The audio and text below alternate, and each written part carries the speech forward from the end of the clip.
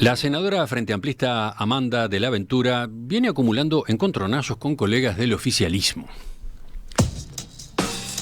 El más reciente de estos cruces ocurrió el martes pasado durante el llamado a sala al ministro del Interior, Luis Alberto Heber, en régimen de comisión general. Este Estado Mayor no se ha movido con los parámetros correspondientes a las políticas de género que deben llevarse adelante. Un ejemplo es que en su momento, en una circular para hacer los procedimientos en esta temática, ordenaba a la policía de todo el país a pedir pruebas a las víctimas de la violencia sufrida. Algo insólito. Luego rápidamente esto se echó para atrás y parte de esta circular quedó sin efecto. Por esto en realidad quedan dudas en cuanto a cómo se están llevando adelante estas políticas. Sí. Por una aclaración. Sí. Usted se va a referir a los femicidios, que sería la parte de ese, porque hasta ahora está fuera de tema. Entonces quisiera, como le dije a todos los compañeros que han antecedido, tratemos en lo posible de estar en el marco del tema como todos los senadores han estado. Señora Presidenta. Se estaba hablando de ¿se acuerda? ¿Quiere que le repita por qué estamos acá? Con mucho gusto. No, ya sabemos. Vamos a aclarar, no solo para usted, porque de pronto a esta hora todos nos hemos un poco olvidado. La convocatoria es a efectos de recibir al ministro a fin de considerar la situación en materia de convivencia y seguridad pública, en particular en relación con los homicidios. ¿Usted quiere decir, señora Presidenta, que... Ojo con lo que va a decirme. Bueno. No, porque la pregunta, quisiera bajar y contestarle. No, la pregunta es para todos. En realidad, si matar a mujeres no son homicidios. Usted es una atrevida, disculpe que se lo diga. Perdóneme. Lo que le acabo de preguntar si usted quiere que hable de los femicidios. No me falte el respeto y respete mi trayectoria. Siga con lo que tiene que decir y esté dentro del tema. El episodio dio mucho que hablar. Desde el Frente Amplio respaldaron a la senadora de la vertiente artiguista y acusaron a Argimón de intolerante y de haber cometido una agresión fuera de lugar. La vicepresidenta, por su lado, aseguró que se vio violentada en lo personal y en lo político, ya que sintió que de la Ventura no estaba respetando sus años de militancia en el combate a la violencia de género. Este, sin embargo, no es el único cruce que de la Ventura ha tenido con colegas del oficialismo desde que debutó como parlamentaria hace 2 años. Por ejemplo, ha sido cuestionada por concurrir a sala luciendo remeras con consignas políticas. ¿Quién es Amanda de la Ventura? ¿De qué manera hace política? Vamos a conversar con ella en los próximos minutos. Senadora de la Ventura, buen día. Gracias por acompañarnos. Buenos días, bueno, un gusto estar por acá. La encontramos ahora en la ciudad de Florida, de donde usted es oriunda, ¿verdad? Exactamente, sí, estoy en Florida. ¿Cuántos días de la semana pasa allí? ¿Cuántos en Montevideo? Bueno, en realidad yo sigo viviendo en Florida y voy a Montevideo. Voy a Montevideo todos los días, ¿no? Que tengo que ir. Comúnmente en la semana de lunes a jueves, hasta la pausa que hace el Parlamento desde el 19 de cada mes. En esas semanas tengo siempre o sesiones o comisión y yo me traslado a Montevideo y vuelvo a Florida. O sea, todos los días, todos esos días usted va y viene. Sí, exactamente. Sigamos avanzando con la ubicación de quién es usted, cómo ha hecho política. Primero, tiene 66 años, es maestra jubilada, ¿verdad? Sí, exactamente. ¿Cuándo dejó esa profesión? Me jubilé en el 2009. Tenía 34 años de trabajo. Nosotros tenemos una bonificación cada 3 años que trabajamos, nos dan uno los maestros.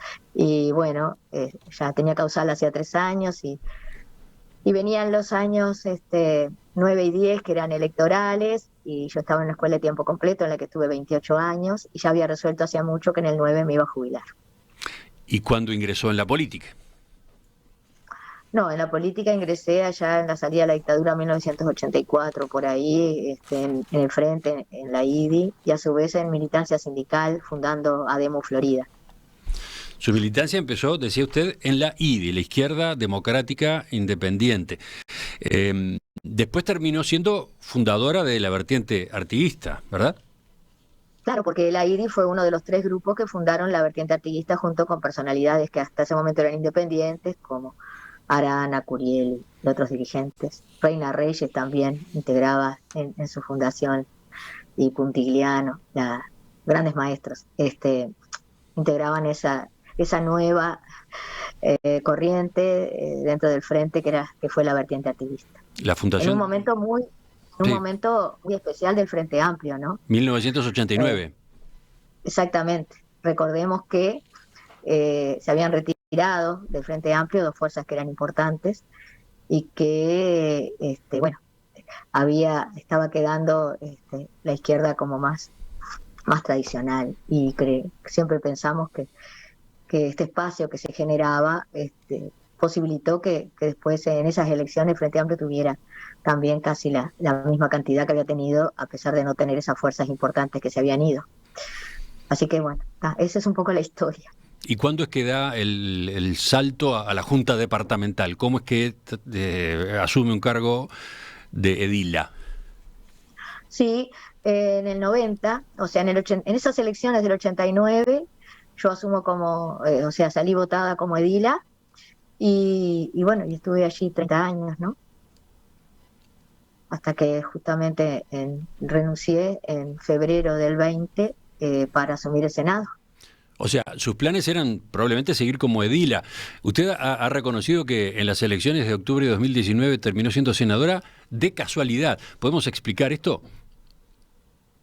Bueno, no sé si las palabras es de casualidad, pero sí que no estaba dentro de los planes, creo que ni míos ni de la vertiente artiguista. Nosotros en realidad no habíamos tenido en el periodo anterior ningún legislador, ningún diputado, ni ningún senador o senadora, y bueno, y la aspiración era que pudiera Enrique Rubio ser senador. Ese era el objetivo bueno, formal nuestro en estas elecciones que pasaron.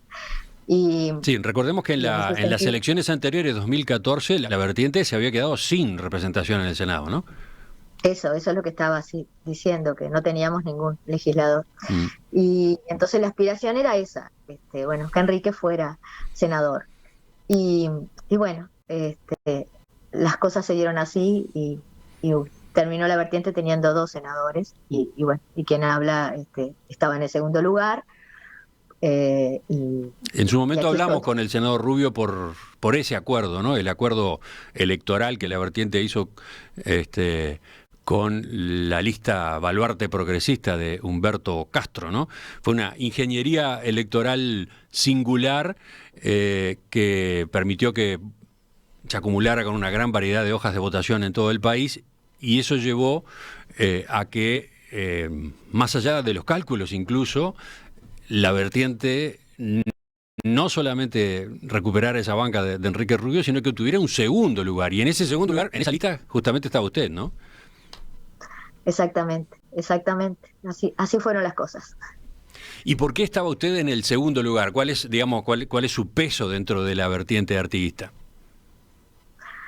Bueno, a ver, recordemos también que el Frente Amplio decidió algo muy importante para sus listas, que tiene que haber paridad.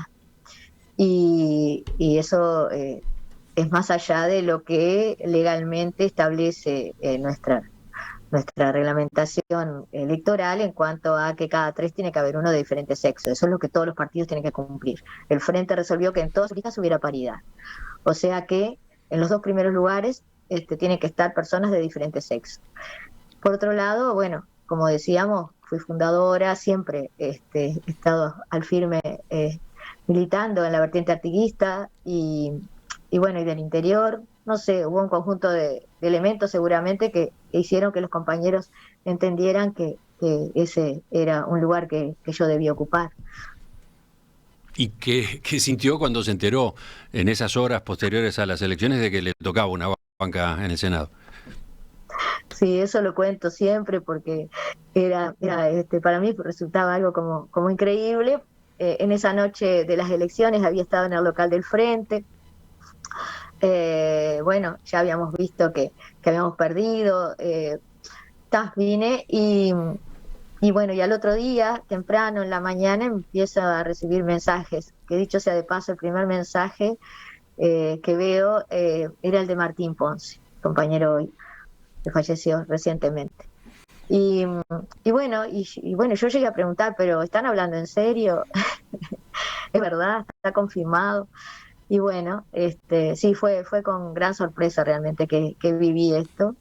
Y, y bueno, y estamos tratando de transitarlo lo mejor posible. Fue un salto largo, veces, ¿no? Fue un salto no largo, desde la Junta Departamental en el interior, Florida, al Senado, sin escalas, ¿no? Sin pasar por la Cámara de Diputados, por ejemplo, que podía haber sido quizás lo más lógico.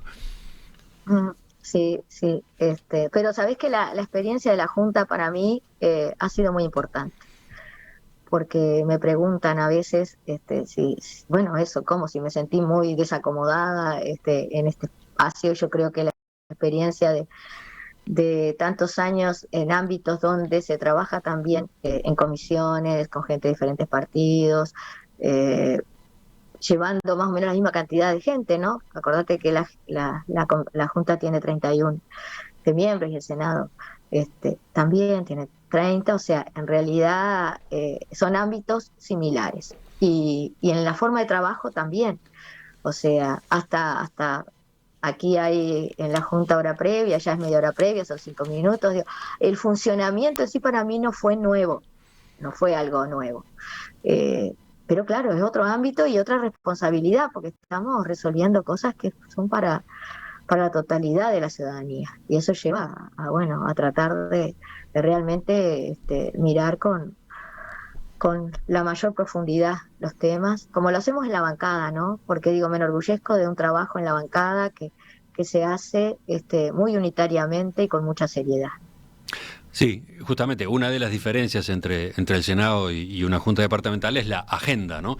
El tipo de temas. Usted, en particular usted, ¿en qué asuntos está concentrada desde que asumió como senadora? Bueno, yo integro varias comisiones, ¿no? Pero estoy, por parte también integro el Parlasur. Estoy en la Comisión de Asuntos Laborales y Seguridad Social, en la de Ambiente, que la estoy presidiendo, Asuntos Administrativos, y la de Población, Inclusión y Desarrollo. Esas son, y integro en una comisión que es especial, que no se reúne dentro de esos días que nombrábamos hoy, sino que en esos otros de la pausa, que es Derechos Humanos, Equidad y Género. Y bueno, en esos ámbitos es que me estoy moviendo en la actualidad. Más allá de que hay temas que de pronto no encajan dentro de estas comisiones, pero que también me han ocupado. Incluso hemos presentado un proyecto de la imprescriptibilidad de los delitos sexuales contra menores, que nos parece muy importante, pero que está en la Comisión de Constitución. ¿Ese es un proyecto suyo? ¿Es un proyecto elaborado con otros colegas? ¿Cómo es? Sí, es un proyecto que presentamos, que en lo personal presenté a la bancada, porque venía desde el tratamiento de la LUC, cuando la Red Nacional de Violencia Doméstica y de Género estuvo, y me había quedado eso, y después seguí hablando mucho con las compañeras de esta red, y bueno, y presentamos, y la bancada lo tomó, o sea, la bancada lo tomó como suyo también, y lo firmamos todos los legisladores del frente, pero fue presentado en realidad por mí, por la vertiente artiguista, ¿no? ¿Cuál es la idea de ese proyecto en pocas palabras? Sí, en pocas palabras es que al día de hoy los delitos prescriben después de determinada cantidad de años. Y nosotros entendemos que ese tipo de delitos no deben prescribir porque justamente se cometen contra niños y adolescentes que en ese momento no pueden tener conciencia, no han hecho los procesos necesarios para poder, primero porque legalmente no pueden hacer las denuncias, y después porque muchas veces lleva muchos años tomar esa decisión de hacer una denuncia. Entonces, a veces pasa que cuando hecho el proceso psicológico y todo eso, de haber asumido lo que vivió, ya prescribió el delito. Entonces, por eso nos parece que es justo esto, ¿no? ¿Hay antecedentes en el mundo? Hay algunos antecedentes, sí. En Chile, por ejemplo, Argentina está trabajando en eso, sí. Pero claro, sabemos que no es fácil porque puede decirse, bueno, mañana viene otro delito y también se va a considerar, pero pensamos que estos son delitos realmente muy especiales y que deberían considerarse como tales, muy especiales. Ahí tenemos un ejemplo de un proyecto que presentó usted. ¿Otros en los que haya trabajado de manera especial, directa? Bueno, no trabajé en forma directa, pero es uno de los que me tiene preocupada de que avancemos, es el proyecto de las sanciones contra los delitos ambientales. Un proyecto que se presentó en el periodo pasado y que, bueno, ahora lo volvimos a presentar y creo que en un momento en el que justamente todos debemos estar preocupados por lo que pasa con nuestro ambiente, es importante que en nuestro país también avancemos en eso. Y bueno, veremos ahora. Nosotros como Comisión de Ambiente mañana recibimos al directorio de OCE, estuvimos antes al ministro, pero en cuanto podamos, tengo ese objetivo de abocarnos a esta ley, ¿no? A tratar esta ley de los delitos ambientales. Seguimos en diálogo esta mañana en Perspectiva con la senadora Amanda de la Ventura, legisladora de la vertiente artiguista Frente Amplio, debutante en el Parlamento en este periodo de gobierno. Yo le consultaba, senadora, a propósito de los temas que más le interesan, los temas en los que trabaja de forma más directa, porque por otro lado, usted ha sido noticia por algunos hechos que generaron entredichos, discusiones. Por ejemplo, usted ha sido cuestionada por la costumbre de ingresar a sala luciendo remeras con consignas o distintivos de algunas campañas políticas. Creo que la primera fue en 2020, durante la sesión en la que se discutía el desafuero de Guido Manini Ríos solicitado por la justicia. Usted fue con una camiseta que tenía impresa la consigna desafuero o complicidad. Después, otra vez, usó un tapabocas rosado de la campaña del sí, cuando justamente se estaba en la previa del referéndum sobre 135 artículos de la LUC. Y por último, el 20 de mayo, ahora el 20 de mayo, en las jornadas del 20 de mayo, concurrió con una camiseta con la leyenda "Todos somos familiares". Es cierto que no hay nada en el reglamento que prohíba concurrir con esas camisetas, pero ¿por qué ha elegido esa forma de manifestarse en sala? Porque en realidad son camisetas o en este caso también fue tapabocas y eso, que también utilizo en lo cotidiano. En las vísperas del 20 de mayo, en la marcha, el tema de tapaboca lo usé permanentemente en toda la campaña y bueno, y a mí me parece que el Parlamento, al no prohibirlo, estoy habilitada también a usarlo. Y yo creo que está bueno que manifestemos de diferentes formas lo que cada uno siente y piensa. No me parece que sea un ámbito como prohibitivo para estas cosas. Yo mencionaba estos casos que recordaba. ¿Ha habido otros también de esa costumbre de llevar consignas o llevar elementos distintivos de tal o cual campaña? Sí, en alguna comisión también, yo tenía en un momento un pin, y también se me cuestionó y bueno, a mí lo que me llama la atención es por qué se dice que uno no puede estar manifestando a través de estos elementos lo que piensa. No puedo entender, por eso me dice, bueno, pero entonces voy a venir yo también con uno de mi partido, con uno de... Y a mí eso realmente no me molestaría, porque entiendo que justamente en la democracia hay una diversidad importantísima, trascendente, que debemos cuidar y que está bueno que cada uno manifieste lo que piensa. y no hay por qué pensar que hay que ocultar estas cosas. Realmente no me molestaría que cualquier senador o senadora fuera con las consignas o las posiciones políticas que considere, y más nosotros que estamos en un ámbito justamente político partidario donde fuimos asignados allí por determinada cantidad de ciudadanos y ciudadanas que optaron por este tipo de pensamiento. Usted no es la única representante que ha utilizado ese tipo de expresiones o de formas de expresarse dentro de las cámaras. Hay antecedentes. Pero bueno, usted lo ha hecho de manera, digamos, reiterada, como ahora mismo lo contaba.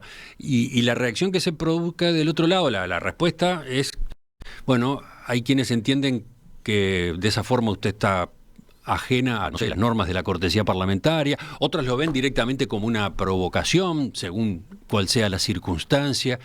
¿Qué dice sobre esos argumentos? Bueno, yo creo que es lo mismo que dije, ¿no? No lo hago para provocar, y en el sentido que estoy tranquila en ese sentido, y a mí no me provocaría eso. Hay un dicho que dice, no ofende quien quiere, sino quien puede. En realidad depende de cada uno cómo toma las cosas. Yo entiendo que no estoy haciendo nada ajeno a lo que se puede hacer. Otra de las maneras de verlo, han dicho que ese tipo de manifestaciones son más de tribuna o de barricada que de una Cámara del Poder Legislativo. A ver, ¿en qué? Es un poco lo que creo que dije cuando la camiseta. A ver, ¿en qué modifica mi trabajo legislativo lo que yo me ponga? ¿Modifica en algo? Yo creo que no. Creo que en realidad la tarea, la responsabilidad con la que asumo mis cosas, ya sea como maestra, como edila o ahora, permanecen incambiadas, más allá de lo que yo me ponga arriba.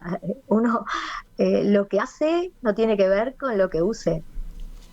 Por eso me llama mucho la atención a veces las reacciones esas. Lo que pasa es que, como decía hace un rato, no es frecuente. No es que no haya ocurrido nunca, pero no es frecuente, y ni siquiera en la bancada del Frente Amplio es algo habitual, ¿no? Sí, bueno, no es algo que tenga que colectivizarse. Yo no voy a pedirle a los demás que hagan algo que de pronto no les gusta. Yo me siento cómoda de esa forma. ¿Es de algún modo su sello personal? ¿Se me puede creer o no? Por ejemplo, el día que asumí en la mesa con la camiseta, en realidad había ido ese día, era la última sesión, había ido el día anterior porque había hablado del 20 de mayo, y era la última sesión, era un miércoles, el viernes era 20 de mayo, y pensé, no, hoy, que es la última sesión antes del 20 de mayo, voy con la camiseta. Se me llama desde la mesa, y ahí Beatriz Archimón me informa de que ella tiene que retirarse y que voy a quedar. Realmente yo ni pensé estoy con la camiseta, lo tengo tan como incorporado, tan natural, que allí fui a la mesa y realmente me sorprendió todo lo que pasó después. O sea, no es un sello, es una forma de vivir, yo que sé, de acuerdo a mi conciencia de alguna forma. Creo que bueno, en esos días estábamos en el mes de la memoria y estaba bueno estar allí con esa camiseta en la sesión, sin saber que me iba a tocar asumir. Y cuando me toca asumir voy sin pensar, ay, estoy con la camiseta, porque realmente ni lo dudé, porque ni me acordaba, a veces ni me acuerdo que la tengo puesta. Pero bueno, esa fue la realidad. El último de estos roces con el oficialismo fue por otra razón, no fue por una consigna en una remera, no fue por un distintivo. Fue este cruce que yo ponía al aire recién, en el comienzo del espacio, con la vicepresidenta de la República, Beatriz Archimón, la presidenta del Senado, durante el llamado a sala al ministro del Interior, Luis Alberto Heber. A ver, recordemos, la convocatoria al ministro era para debatir sobre la situación de la seguridad pública y en particular el aumento de los homicidios. Durante su intervención, usted entre otras cosas, iba planteando preguntas a Heber por la sustitución de la División de Políticas de Género por la Dirección Nacional de Políticas de Género que se dispuso en la Ley de Urgente Consideración. Le formuló al ministro una serie de interrogantes sobre cómo la cartera estaba ejecutando sus políticas de género. Cuando iba en un momento de ese desarrollo, cuando ya llevaba algunos minutos en esa línea, fue que se produjo la reacción de la presidenta Argimón, bueno, que es la encargada de ordenar el debate. Primero, a ver, ¿cómo lee, habiendo pasado ya algunos días, cómo lee la interrupción de Argimón, el motivo que esgrimió? Cuéntenos. Sí, en realidad estaba totalmente dentro de tema, porque si sabemos el tema de la existencia de los femicidios, el cómo se llevan adelante las políticas de género, tiene mucho que ver con seguridad y convivencia, ¿verdad? Porque también ese aspecto estaba dentro de la convocatoria, en especial el aumento de los homicidios.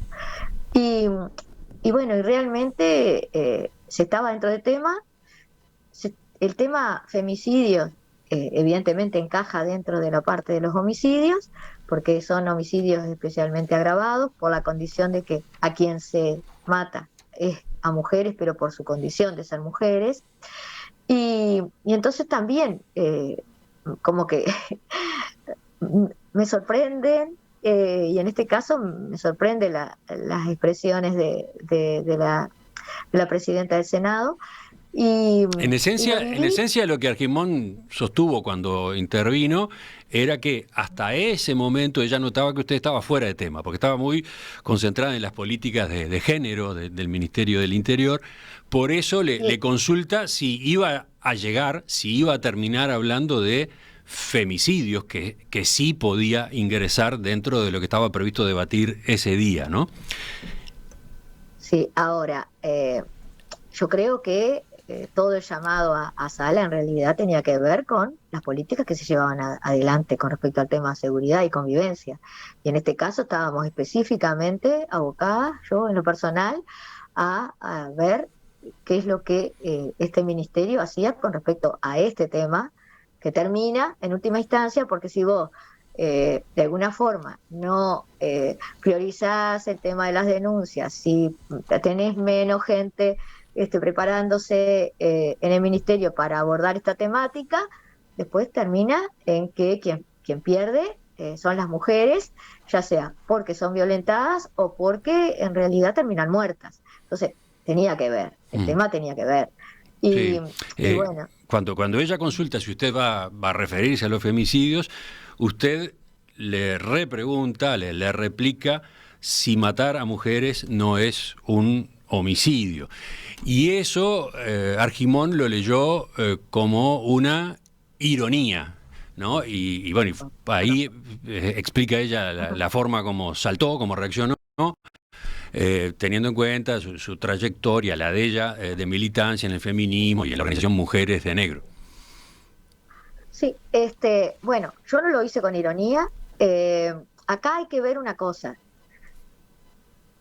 Si hubiera sido con ironía, tampoco a nadie se lo puede destratar, decir atrevido, y a nadie se le puede gritar desde ese lugar, y desde ningún lugar.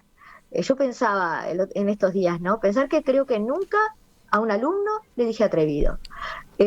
O sea que en realidad no es una excusa el tema de que ella pensara que yo estaba hablándole con ironía. Realmente no le estaba hablando con ironía, realmente pensé que había ahí como una confusión entre si ella se estaba refiriendo a eso de femicidio o no, o sea que si estaba lo de dentro de tema, porque como yo venía hablando en realidad tendiendo a eso, me dice que estoy fuera de tema, entonces quiere decir que también este tema de los femicidios está fuera de tema. Escuchándolo de nuevo, capaz es más como tú decís, y como ella lo sintió. Pero sea como sea, en realidad no es perdonable el tema de tratar a alguien de esa forma, y menos desde ese lugar, porque creo que no es excusa. O sea, usted admite que capaz que pudo haberse leído una ironía en sus palabras. No, al revés. Yo lo que digo es que aunque fuera ironía, no tiene derecho ella a hablar de esa forma, desde allí. El viernes pasado la consultaron. No hablé con ironía, para nada, al revés, incluso se dice que me río cuando ella dice, ojo que me puedo bajar, y eso como que me causó gracia, ¿no? Pero no hablé desde la ironía, le preguntaba porque realmente ahí me parecía en ese momento que ella estaba queriendo sacar el tema de los femicidios. Bien. Del tema homicidio. No, porque claramente usted de femicidios iba a poder hablar. Eso Claro. se podía, obviamente que sí. Debería poder, si estamos dentro de los homicidios, ¿cómo no iba a poder? Por eso pregunté. Ahora, el viernes pasado en una actividad pública varios periodistas le preguntaron a Argimón a propósito de la forma como ella reaccionó, de la vehemencia, quizás hasta el exceso en el que incurrió cuando sobre el final de su intervención se dirige a usted de la forma como escuchamos hace unos minutos. Ella respondía esto, explicaba esto. Lo que sí tengo es un micrófono enfrente que cuando alzo un poco más la voz refleja, y obviamente mi respuesta fue temperamental frente a lo que yo sentí era un ataque personal, y después la senadora siguió, porque yo lo que tengo que hacer precisamente es hacer y encauzar las sesiones. Yo me sentí violentada en lo personal y en lo político. Senadora de la Ventura. Bueno, cada uno puede sentirse como quiera. Lo que digo es que si cualquier persona reacciona de esa forma, decimos que está mal, porque tenía formas de decir de otra manera que no fue la que ella usó. O sea, por eso digo, no es perdonable por su vehemencia o porque reaccionó temperamentalmente, disculpar esto. Yo creo que acá lo serio es que desde ese lugar se reaccionó sin control de esa forma.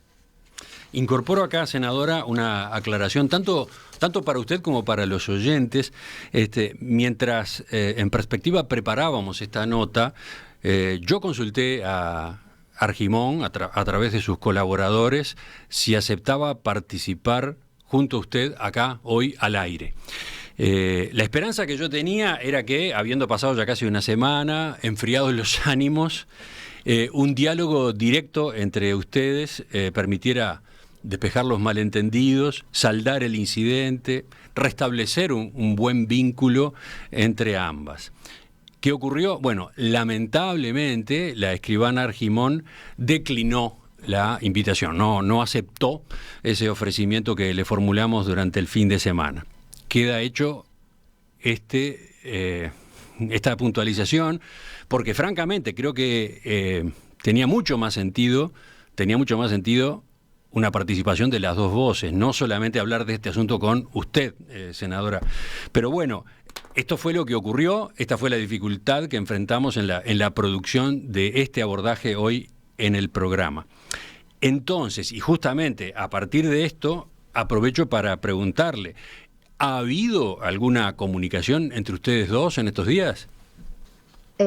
Lo que supimos por nuestra coordinadora es que ella le dijo que iba a llamarme. No, en realidad nunca me llamó. Y sí tuvimos, porque al otro día hubo sesión. Yo tuve que dar un informe sobre una destitución que habíamos tratado en la Comisión de Asuntos Administrativos, y bueno, el trato desde la mesa, la presidenta, a la senadora dándole la palabra, agradeciéndole que le diera la palabra, esos tratos van a seguir, porque somos, por lo pronto desde mi parte, tengo una actuación muy civilizada y amable, en realidad para mí no es que a partir de ahora no voy a dirigirme más no, para nada, porque no soy así. Creo que justamente la gente espera de nosotros otro nivel, otro tipo de actuación, y bueno, y no me surge además esas reacciones de enojo. Al revés, creo que damos una fea imagen de la actuación política cuando se dan estas manifestaciones, no buscadas realmente. Bueno, casualmente resulta que hoy estamos tratando este tema acá en el programa, no porque nos interese poner el acento en un escándalo o amplificar un entredicho más allá de lo que fue. Lo estamos tratando porque es una señal preocupante que se produzca un cortocircuito como este y que eventualmente una relación entre dos parlamentarias, entre dos mujeres, en este caso una del oficialismo, otra de la oposición, quede en malos términos sin encauzarse. ¿Usted piensa tomar alguna iniciativa? ¿Cómo se acomoda esto? En definitiva es la pregunta. Yo no pienso tomar ninguna iniciativa. Realmente creo que en lo cotidiano vamos a seguir trabajando, que esa es la tarea nuestra. Usted dijo el miércoles en declaraciones a la prensa que los senadores, sobre todo del Partido Nacional, van a tener que estudiar por qué los exaspera de esa forma. Agregó, no tiene mucha explicación por qué se enojan a lo más mínimo que yo hago. Me gustaría en el final profundizar en esta declaración suya. ¿Usted percibe acá que hay algo más? No, yo lo que digo porque lo practico en mí misma, cuando hay algo que me molesta o que cae mal, pienso a ver qué me mueve, qué es lo que internamente, porque bueno, todos tenemos nuestros egos y otras manifestaciones internas, nuestros miedos, y en realidad está bueno hacer esa práctica de ver por qué. Y bueno, yo creo que el tema de usar consignas, de manifestar lo que pensamos, en este caso de hacer una pregunta que realmente no era malintencionada, bueno, pero es como que se está esperando a ver qué digo, y bueno, y en ese sentido pienso que está bueno hacer ese análisis interno de por qué genero esas reacciones, ¿no? Uh-huh. Todo indica que acá, más allá del asunto de fondo que estaba discutiendo la presidenta Argimón, sobre si usted se estaba refiriendo a lo que estaba en debate o no, todo indica que la reacción fue desmesurada, ¿no? Que pasó límites en el tono que eligió Argimón para referirse a usted. De todos modos, y en el final ya le pregunto, y por esto último que usted venía señalando, de su lado, ¿de qué forma puede contribuir a que las cosas en el futuro corran de manera más fluida, con usted en particular? No, digo, yo siempre pongo lo mejor de mí, como dije, en todas las tareas que asumo, y ya sea en las comisiones o en el plenario, voy a seguir poniendo lo mejor de mí responsablemente en la tarea que estoy, en la tarea que me pusieron los compañeros, que me votaron, y en eso voy a seguir poniendo la mejor buena voluntad de mi parte para cumplir con esa tarea. Uh-huh. Y sabés que tengo unos compromisos que... No, está bien. Esa era la última pregunta. Dice acá uno de nuestros oyentes, Lucía, dice, no son amigas Argimón y de la Aventura, no tienen nada que arreglar. ¿Usted coincide? Algo así, sí. Sí, coincido, sí, porque en realidad no tenemos por qué mantener una amistad. Tenemos que tener un vínculo de trabajo. Yo digo, el Parlamento en realidad es un lugar de trabajo, como tantos lugares de trabajo. Bueno, en ese lugar de trabajo procuremos hacerlo con la mayor responsabilidad, poniendo lo mejor de cada uno en la tarea específica en la que estemos. Senadora Amanda de la Aventura, de la vertiente artiguista, Frente Amplio, Departamento de Florida, le agradezco su participación esta mañana en Perspectiva. Bueno, yo te agradezco a ti también la invitación y saludos a la audiencia. Arte Hoy en Perspectiva. En el estudio de radio, cada semana, un autor y su obra. En Los Corredores, una muestra mutante de creadores consagrados y también emergentes. Arte Hoy en Perspectiva presenta Banco República para su tarjeta Brou Recompensa. Apoya Victoria Plaza Office Tower.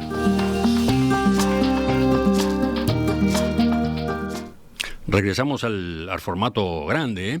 El cuadro de esta semana mide 1,50 por 1,50. Si siguen nuestra emisión en video, en la web o en YouTube, notarán que ocupa buena parte de la pantalla. La técnica, barnices con pigmentos. Título no tiene. Esta obra no tiene título. ¿Y quién es el autor? Se llama Washington Carrasco.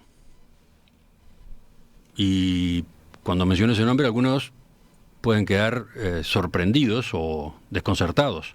¿Washington Carrasco? ¿Es el mismo Washington Carrasco? Sí, el mismo. ¿Sabían de esta faceta artística de ese músico tan conocido acá en nuestro país?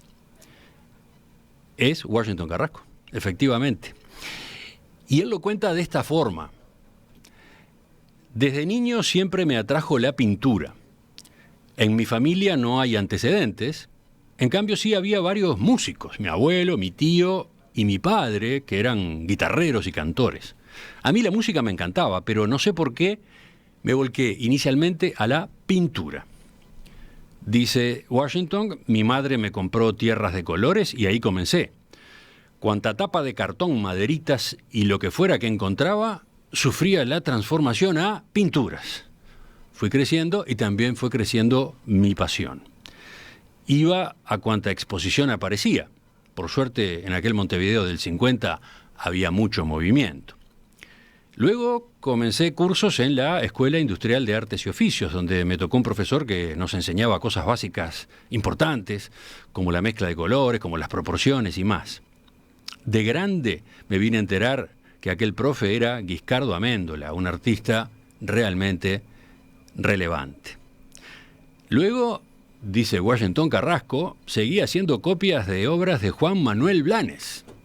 Le llevó un tiempo eso, estuvo dedicado durante años a eso. Hacer copias de los cuadros de Juan Manuel Blanes. Los Gauchos, por ejemplo, los copió a casi todos. Más tarde, tomé clases con un pintor chino, acá en Uruguay, con quien aprendí mucho sobre el manejo del pincel. También tuve amigos que, como yo, amaban la pintura. Con ellos nos pasábamos piques. Pero bueno, podría decir que, en definitiva, soy un autodidacta.